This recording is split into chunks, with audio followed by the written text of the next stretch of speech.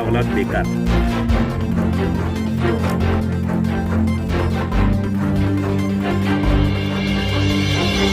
शेतकऱ्यांविषयी वक्तव्यावरून राधाकृष्ण विखे पाटील अडचणीत, नंतर दिलं स्पष्टीकरण।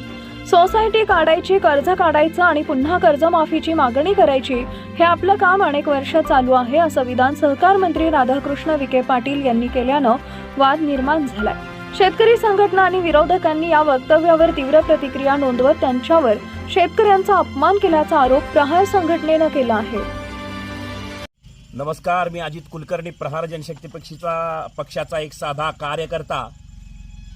सोसायटी काढायची, कर्ज काढायचं, कर्जबाजारी व्हायचं आणि पुरा कर्जमाफी मागायची, अशी वल्गना या जलसंपदा मंत्र्याने आज केलेली आहे। राधाकृष्ण विखे पाटील हे जलसंपदा मंत्री आहेत।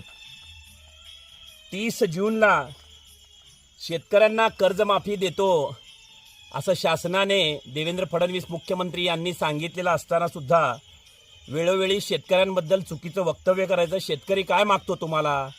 अहो फक्त की माझं कर्ज माफ करा, माझा 7/12 कोरा करा आणि माझ्या मालाला हमी भाव द्या। तर वेळोवेळी चुकीची वल्गना करत असलेले अनेक मंत्री आहेत, बीजेपीमध्ये भरती झालेले आहेत, शासनामध्ये भरती झालेले आहेत। अशांचा जाहीर निषेध करतो। आणि हे विखे पाटील काँग्रेसमधून कुठेतरी बीजेपीमध्ये गेलेले आहेत आणि ते शेतकऱ्यांना सांगत आहेत, अहो शेतकऱ्यांची काय आहे, कर्जमाफी करा ना, तुम्ही शेतकऱ्यांची कर्जमाफी करा, तुम्ही शेतकऱ्यांच्या मालाला हमी भाव द्या। वेळोवेळी 2014ला मुख्यमंत्र्यांनी स्वतः सांगितलं होतं की तुरीला आमच्या हमी भाव मिळावा म्हणून त्यांनी मोर्चा काढला होता।